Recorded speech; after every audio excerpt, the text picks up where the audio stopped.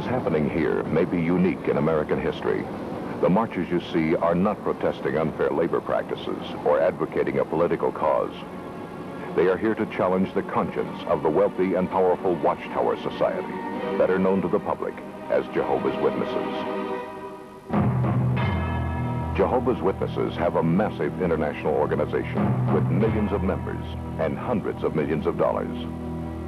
A gift that God gave to the human race. Amen, brother. Families and peace. But this deeply committed group is not likely to be intimidated. They have an urgent message to deliver. You can't see the hurt that we feel, but we have so much pain because so many of us are separated from our families because of the Watchtower organization's rules, unfair, unkind, unloving, unchristian rules. The organization sets itself up in the place of Christ, and that is something that the Bible does not teach. The reason we are here today is to attract attention to a genuine false prophet. A genuine false prophet that Jesus warned us about. They have lied to us, they have deceived us, and we have the documented evidence.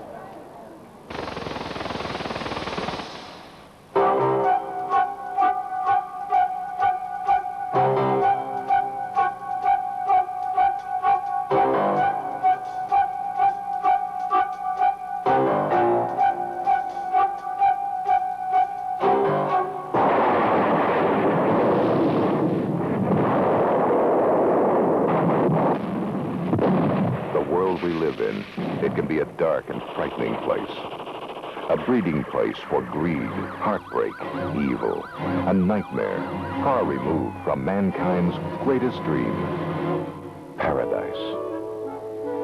Surely all of us are thrilled at the prospect of surviving the end of this wicked world and living on into God's righteous new order.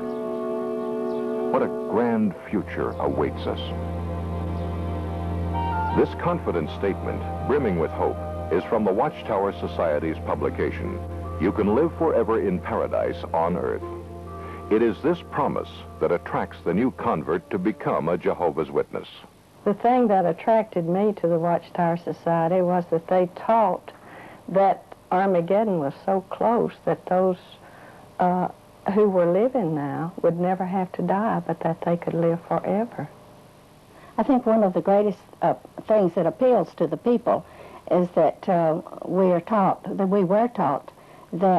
we could live forever here on the earth, and there would be peace, perfect peace among men and animals. The little children could play with the animals, and there would be no harm and no hurt in all of the earth. Jehovah's Witnesses came along with a positive message, I thought, from the Bible. God had a plan and purpose for Martin Merriman, and that is what I wanted, to please God. Martin Merriman was not alone on the Jehovah's Witness road. Statistics show that in the 22-year period between 1963 and 1985, the Jehovah's Witness organization grew from 1 million members to 3 million. Jehovah's Witness spokesman Eugene Mortensen. The increase that Jehovah's Witnesses are experiencing right now is phenomenal. Last year, for an example, worldwide, we had a 6.8% increase. It all began in Pennsylvania in the late 1800s when Charles Taze Russell came under the influence of a Second Adventist preacher. Russell initiated his own Bible study class, a small group that would ultimately grow to become the Watchtower Bible and Tract Society. Borrowing directly from the prophetic speculations of Nelson Barber, a New York Second Adventist, Russell claimed that in 1799, the world had entered the time of the end.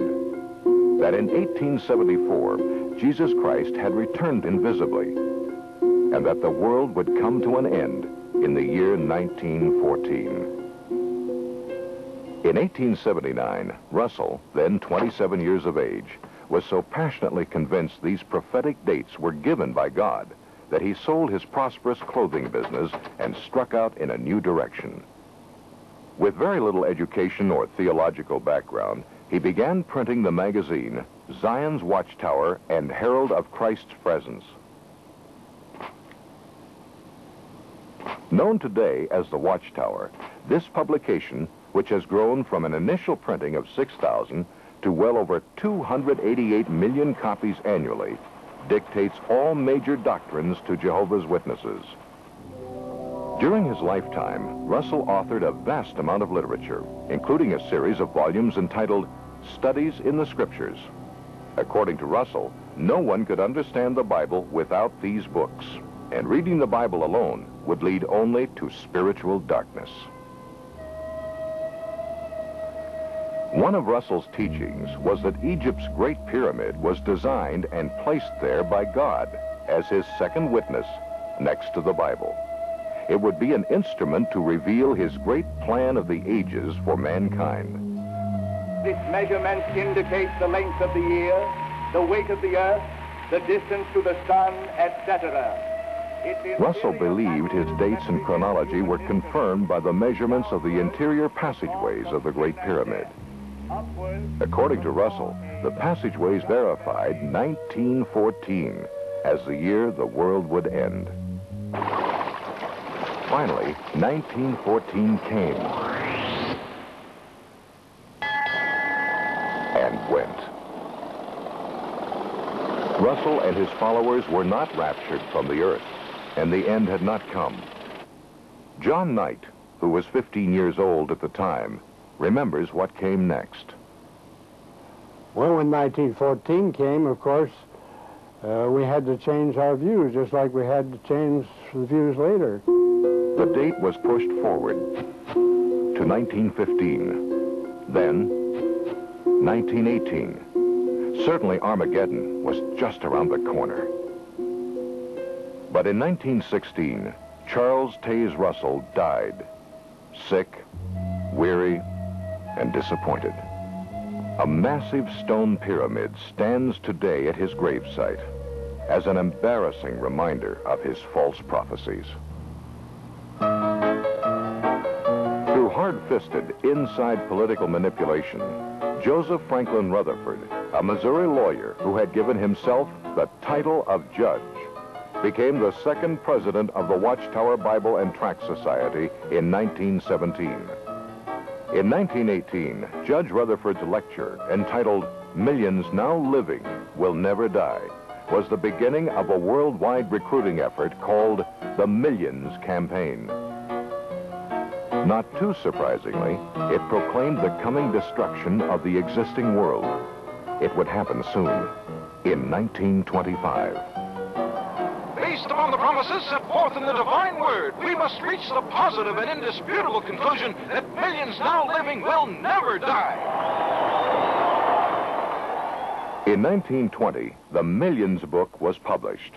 In it, Rutherford claimed the Bible proved that in 1925, Abraham, Isaac, Jacob, and other faithful men of old were to be resurrected, to rule henceforth as princes on the new paradise earth. Fully convinced that Rutherford's prophecy was true, many witnesses sold their homes and businesses and took to the road. Living in cars and trucks like itinerant peddlers, they spread the warning. As 1925 drew closer, some farmers even refused to plant crops because they believed the end was at hand. Finally, 1925 came.